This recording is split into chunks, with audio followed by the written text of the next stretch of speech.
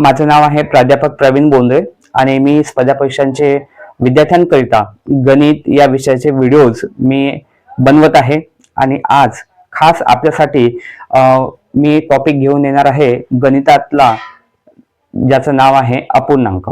विद्यार्थी मित्रांनो, पहिल्या व्हिडिओज मध्ये मी तुम्हाला दशांश अपूर्णांक मी तुम्हाला शिकवलेले आहे। दशांश अपूर्णांकाचा गुणाकार कसा करायचा ते सुद्धा मी तुम्हाला सांगितलेले आहेत।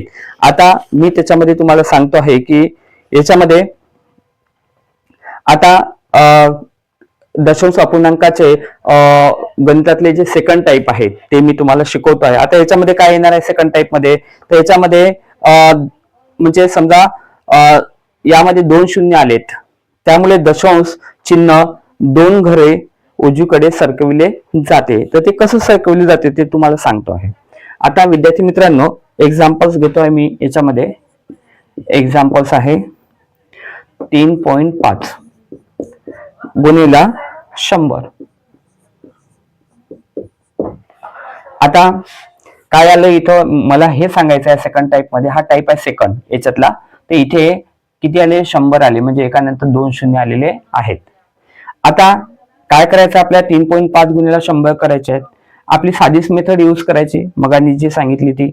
तर याच्यामध्ये काय करायचं की असं समजायचं की ते दशांश अपूर्णांक दशांशाचा पॉइंट नाही आहे, तर इथे असं समजायचं की 35 आहेत। 35 गुणिला काय करायचे, इथे 100 करायचे, म्हणजे किती होणार आहेत ते 35 वर 2 शून्य येतील, म्हणजे किती होतील 3500 रुपये। 3500 आणि इथं एक घर सोडून पॉइंट आहे, म्हणून इकडून इकडे येत असताना एक घर सोडून इथं काय करायचा, पॉइंट द्यायचा आहे। म्हणजे याचा आन्सर किती होणार आहे, याचं होणार आहे 350, म्हणजे किती 350। किती येणार आहे आन्सर त्याचा, 350 येणार आहे। तर अशा पद्धतीनं आपल्याला याचे कॅल्क्युलेशन्स करायचे आहेत। त्याच्यानंतर सेकंड एक्झाम्पल्स मी तुम्हाला सांगतोय, पहा लक्ष द्या। आता सेकंड एक्झाम्पल आहे समजा 0.05 आहेत गुणिला किती आहेत 100 इक्वल टू क्वेश्चन मार्क आहे। मग आता हे कसं सॉल्व्ह करायचं, आपण गुणाकार तसाच करायचा।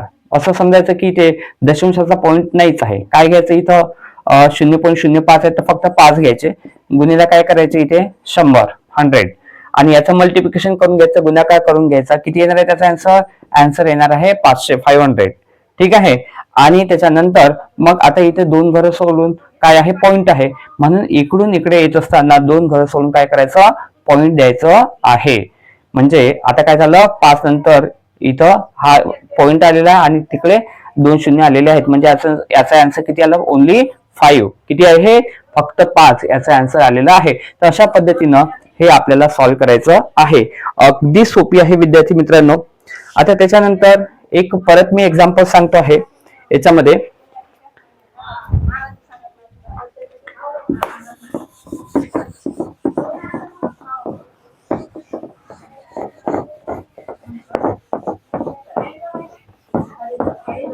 पहा लक्ष द्या विद्यार्थी मित्रांनो, त्याच्यानंतर एक्झाम्पल्स तुम्हाला सांगतो आहे की 1.345 into 10 equal to question mark, ठीक आहे। आता इथं याला कसं कॅल्क्युलेट करायचं, तर इथं 3 घरं सोडून इथं पॉइंट दिलेला आहे, तर आपली तीच पद्धत आहे। पॉइंट कडे काय करायचं, दुर्लक्ष करून टाकायचं। मग संख्या किती आहे असं समजायचं 1345 आणि हे गुणिला काय आहेत 10, मल्टिप्लाय किती आहेत 10 आहेत। मग आता काय करायचं, याचं मल्टिप्लिकेशन करायचं, गुणाकार करायचा 1345 आणि हे गुणिला 10 आहेत म्हणून याच्यावर 1 शून्य ठेवून द्यायचं, झालं।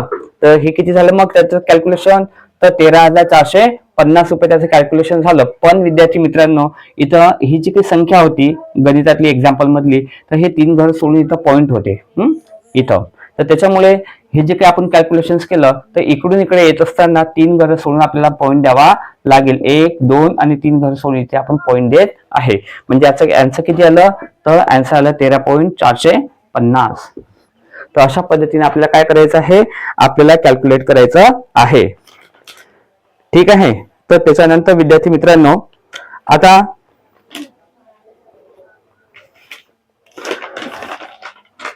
तर अशा पद्धतीनं हे जे काही आन्सर आहे अशा पद्धतीने आन्सर आपले काढायचे आहेत।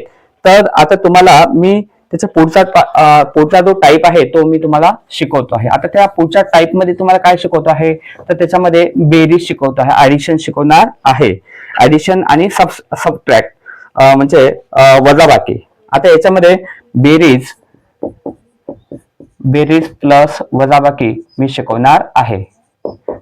कशाची? तर दशांश अपूर्णांकांची. दशांश अपूर्णांकांची. आता विद्यार्थी मित्रांनो, आता याच्यामध्ये मी एक्झाम्पल घेतो आहे. एक फर्स्ट एक्झाम्पल आहे 3.456 प्लस याच्यामध्ये 0.56 इक्वल टू क्वेश्चन मार्क आहे. आता याला काय करायचं? तुम्हाला सॉल्व्ह करायचं आहे. मग आता सॉल्व्ह कसं करणार आहे? त्याला सॉल्व्ह कसं करणार आहे? तर इथं 3.456 प्लस इथं, आता पहा याच्यात काय आहे की पॉईंट खाली पॉईंट द्यायचा असतो आपल्याला जेव्हा आपण ऍडिशन करतो. हे लक्षात ठेवायचं, कारण ते दशांशाचे पॉईंट आहेत मधात. तर मग आता पॉईंट खाली पॉईंट द्यायचा आहे. मग आता या पॉईंटच्या नंतर इकडे 1 शून्य आहे, पॉईंटच्या नंतर तिकडे 2 शून्य आहे, म्हणून पॉईंट खाली पॉईंट, पॉईंटच्या नंतरचे हे 2 घरे लिहून घेतले आपण 56. आणि पॉईंटच्या इकडला काय आहे? इथे 0. इथे पॉईंट खाली पॉईंट घ्यायचे केव्हा आहे. आता याचे काय करायची? ऍडिशन करायची आहे तुम्हाला. मग आता इथे काहीच नाही आहे म्हणून इथे तुम्ही हे घर भरून काढू शकता, तिथे 0 ठेवू शकता तुम्ही. मग ऍडिशन करा, बेरीज करा, त्याची किती येणार आहे? 6. 6 आणि 5 किती होतात? 1101. हातावला 1. 5 आणि 1 6 आणि 4 10 0. हातावला 1. 3 आणि 1 4 आणि हे पॉईंट इथे ठेवून द्यायचे. 3 घरं सोडून पॉईंट आहेत ना, म्हणून हा पॉईंट इथे ठेवला. याची ऍडिशन किती आली? तर 4.016 अशी त्याची ऍडिशन आपल्याला इथं आलेली आहे. अशा पद्धतीने आपल्याला काय करायचे आहे? कॅल्क्युलेशन्स करायचे आहेत. आता मी तुम्हाला सेकंड एक्झाम्पल सांगतोय. आता हे मोडून घेतोय.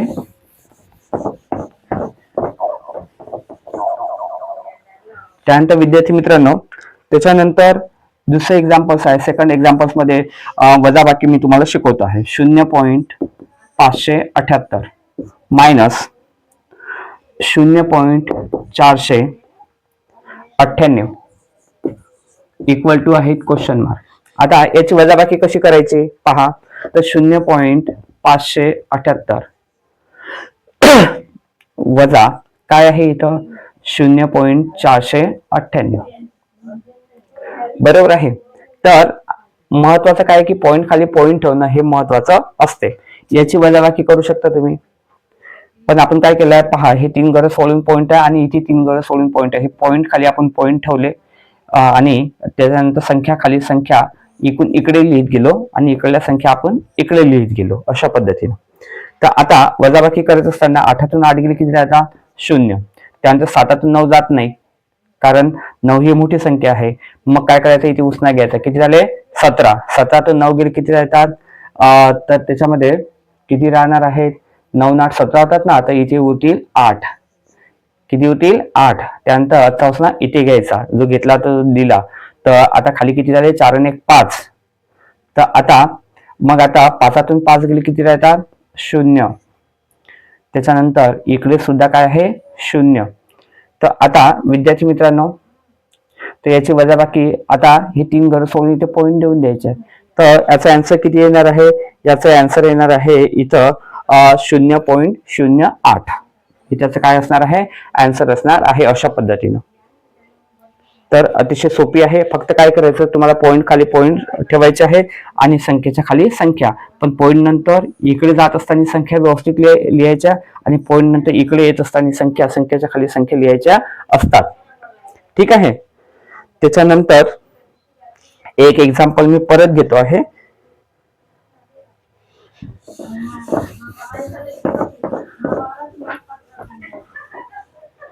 त्याच्यानंतर विद्यार्थी मित्रांनो, 3.567 plus 0.89 equal to question mark आहे. याची आपल्याला ऍडिशन करायची आहे. मग आता 3.567 अधिक पॉईंट खाली पॉईंट लिहायचा आहे. या पॉईंट नंतरचे हे 2 घरं आहेत, तर हे 8 आणि हे 9 अशा पद्धतीने लिहून घ्यायचे. त्याच्यानंतर हा पॉईंट नंतर काय इथं 0 हा या संख्येखाली लिहून घ्यायचा. इथे संख्या नाही आहे तर इथे तुम्ही घर भरून काढू शकता. इथे 0 तुम्ही लिहू शकता. याची काय करायची? तुम्हाला ऍडिशन करायची आहे. मग आता 7 अधिक 0 म्हणजे 7. त्यानंतर 6 आणि 9 किती होतात 15, 15 5 हातावरला 1, त्याच्यानंतर 8 आणि 1 9, 9 5 किती होतात 9 5 14 4 हातावरला 1, 3 आणि 1 किती होतात 4, म्हणजे किती होतात 3 घरं सोडून हा आपण पॉईंट दिलेला आहे. तर इथे काय 3 घरं सोडून पॉईंट आहे म्हणून 3 घरं सोडून आपण पॉईंट दिला, म्हणजे किती होतात ते 4457 हे त्याचा आन्सर येणार आहे. तर अशा पद्धतीनं तुम्ही काय करायचं दशांश अपूर्णांकांची बेरीज करू शकता. महत्वाचा काय असतो, महत्वाचा असतो त्याच्यामध्ये दशांशाचा पॉईंट खाली पॉईंट आले पाहिजेत आणि त्याच्यानंतर संख्या खाली आपण संख्या घ्यायच्या असतात. अतिशय सोपी आहे विद्यार्थी मित्रांनो. मी तुम्हाला शिकवतो आहे की अपूर्णांकांमध्ये छेद सारखे असताना अपूर्णांकांची बेरीज कशी आपण करू शकतो आणि तेही सोप्या पद्धतीनं, बरोबर आहे. तर आता आपण एक्झाम्पल्स घेतो आहे. एक्झाम्पल्स कुठले घेतो आहे तर 2/3 प्लस 1/3 प्लस 2/3 इक्वल टू काय आहे क्वेश्चन मार्क आहे. आता विद्यार्थी मित्रांनो काय इथं छेद सारखे आहे, यात 2/3 आहे, इथे 1/3 आहे, इथे 2/3 आहे, इथे पण खाली 3 आहेत, इथे पण 3 आहेत आणि इथे पण 3 आहेत. तर 3 हे सगळ्या ठिकाणी काय आहे छेद हे सारखे आहेत. त्याच्यामुळे काय करायचं की हा छेद काय करायचा खाली असा कॉमन ठेवून द्यायचा आणि वरचे जे अंश आहेत अंशाचे काय करायचे बेरीज करायचे. छेद काय केला आपण कॉमन ठेवून दिला कारण सारखे सारखे असल्यामुळे. मग इथे वर 2 घेतला, हा +1 प्लस हा 2, अशा पद्धतीनं वरच्याची ऍडिशन करून घ्यायची. वरच्याची ऍडिशन किती येणार आहे मग ते येणार आहे 5, किती 5 आणि छेद किती येतो 3. तर अशा पद्धतीनं त्याचा आन्सर किती राहणार आहे, आन्सर राहणार आहे 5/3. तर अतिशय सरळ आणि सोप्या पद्धतीनं आपण अपूर्णांकांची काय करू शकतो बेरीज अशा पद्धतीने आपण करू शकतो. आता एक्झाम्पल सेकंड घेतोय मी प्रॅक्टिससाठी.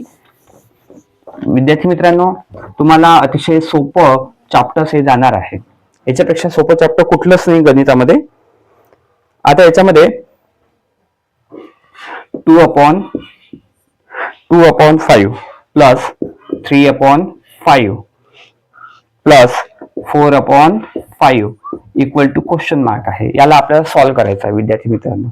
तर आता याच्यामध्ये काय करायचं की इथे सुद्धा काय आहे छेद सारखा आहे, इथे 5 आहे, इथे 5 आहे, इथे पण 5 आहे.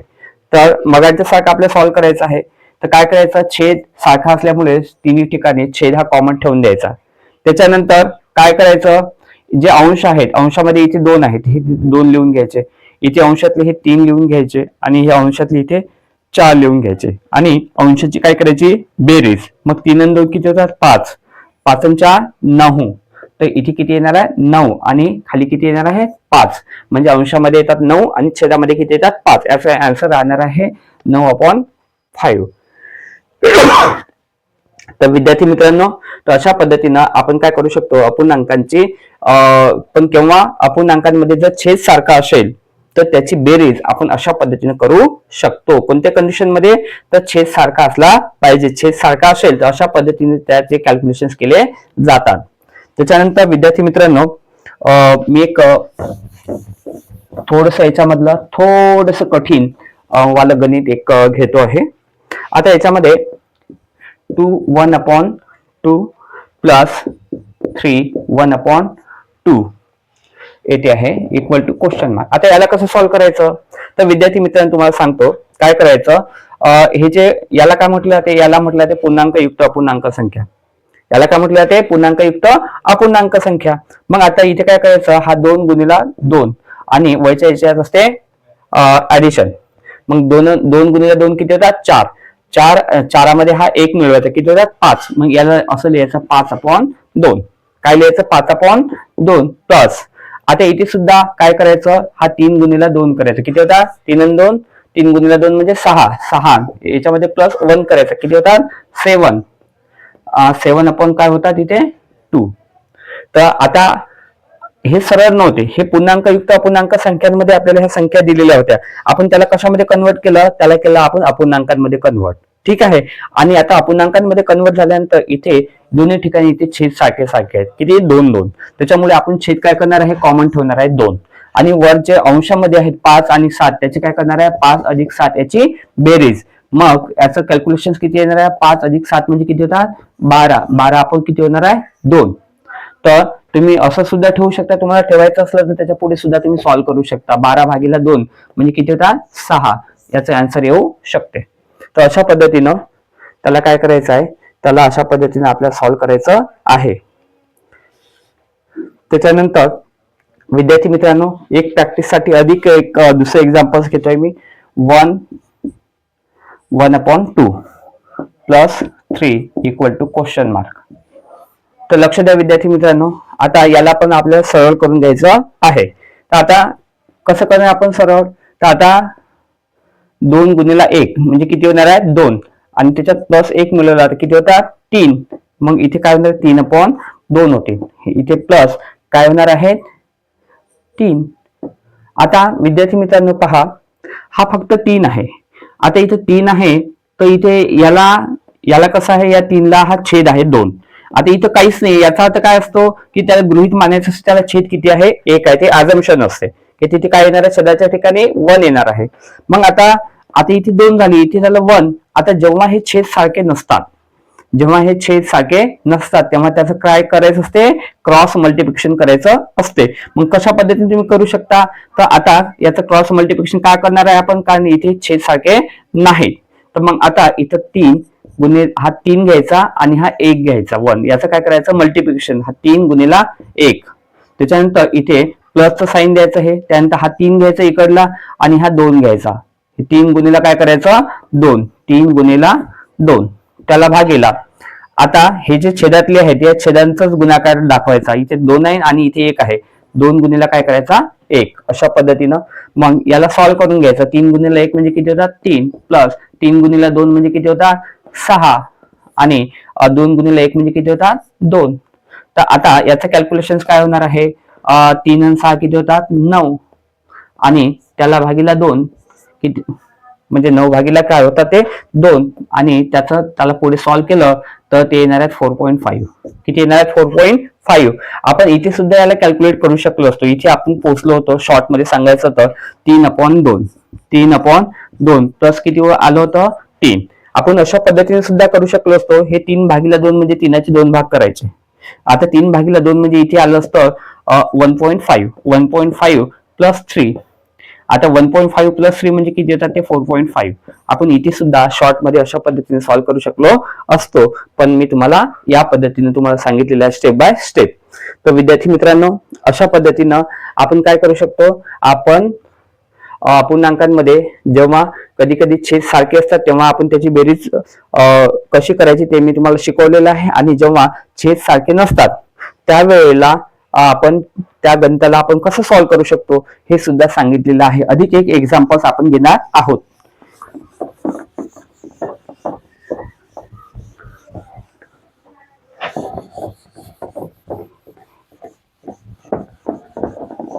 आता विद्यार्थी मित्रांनो, आपण जे एक्झाम्पल्स घेणार आहोत तर त्याच्यामध्ये छेद हे सारखे नसते, तर अशा स्वरूपाचे एक्झाम्पल्स आपण घेणार आहोत. तर आता याच्यामध्ये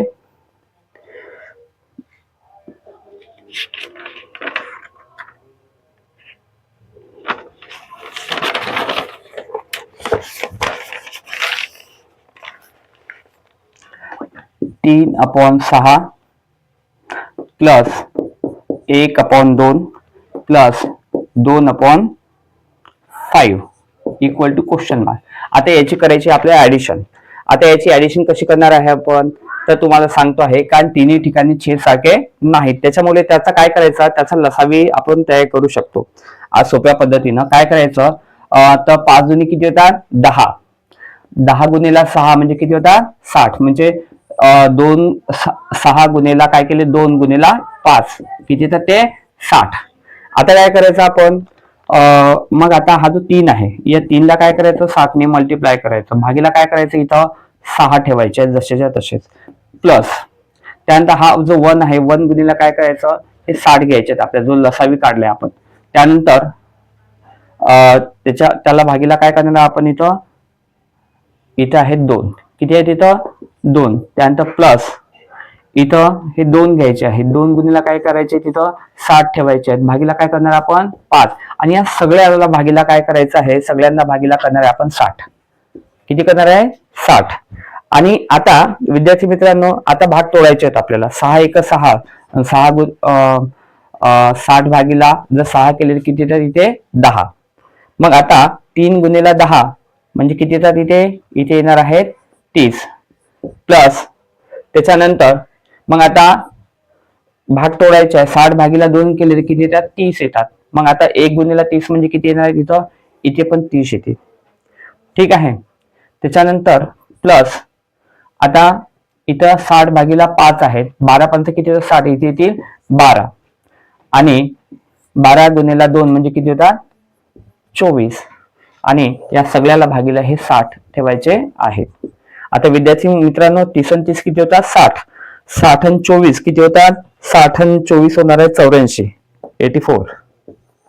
त्याला भागीला किती लिहिणार आपण? 60. आता याचे भाग तोडू शकतो आपण, दोन्ही भाग तोडू शकतो आपण. तर इथे याच्या आधी करू शकतो आपण. मग आता किती? 42 दुनी 84 आपण त्याला म्हणू शकतो. इथे 42 येतील, इथे किती येतील? 30 येतील. आपण दोन्ही भाग तोडतो, दोन्ही भाग तोडणं आपल्याला सोपी जाते. त्याच्यानंतर याच्या परत अर्धे करायचे. मग किती होतात? 21 दुनी 42. याच्या अर्धे करायचे किती येतील? 15. मग आता इथे तिन्हांना भाग तुटू शकतात. मग आता 3 7 21, 3 5 15. तर किती येणार आहे आन्सर? 7/7/5 त्याचा आन्सर येणार आहे. किती येणार आहे आन्सर? 7/5. तर अशा पद्धतीनं जेव्हा छेद सारखे नसतात तेव्हा हे गणित आपल्याला अशा पद्धतीने कॅल्क्युलेट करायचे असतात. तर अशा पद्धतीमध्ये काय करायचं आहे? जर छेद सारखे नसले तर तेव्हा आपण काय करतो? त्याचा लसावी काढून घेत असतो. किंवा आपल्याला सोप्या पद्धतीनं, तुम्हाला लसावी काढता येत नसेल तर डोकं खराब करायचं नाही. तर ज्या खालच्या संख्या असतात 1 2 3 या सगळ्या संख्यांचा आपण काय करू शकतो? गुणाकार करू शकतो. तो गुणाकार किती आला होता? 60. आणि 60 मग अशा पद्धतीनं तुम्हाला जिथे जिथे सांगितलं तिथे त्याला मल्टिप्लाय करायचं आहे आणि कुठे जिथे सांगितलं तिथे तुम्हाला डिवाइड करायचं आहे. अशा पद्धतीने हे आपल्याला विद्यार्थी मित्रांनो कॅल्क्युलेशन करायचे असतात. तर विद्यार्थी मित्रांनो आज आपण इथेच थांबणार आहोत आणि तुम्ही बरेच वेळचे इथे तुम्ही टिकून आहात आणि सुंदर पद्धतीनं जे गणित आहे, गणित या विषयाचा तुम्ही आनंद घेतला आहे. तर विद्यार्थी मित्रांनो नक्कीच तुम्हाला हा जर व्हिडिओ आवडला असेल तर हा व्हिडिओ आवडला असेल तर याच्यावर प्रतिक्रिया द्यायला विसरू नका. आवडला असेल तर आपले जे मित्र मैत्रिणी असतील जे स्पर्धा परीक्षांची तयारी करत असतील, त्याच्यामध्ये पोलीस भरती, बँकिंग, स्टाफ सिलेक्शन, त्याच्यानंतर इतर परीक्षा, तर अशा परीक्षांचे अभ्यास करणाऱ्या विद्यार्थ्यांना हा जो व्हिडिओ आहे हा काय करायचा? शेअर करायचा आहे. तर मी इथे थांबतो आहे विद्यार्थी मित्रांनो. Thank you so much.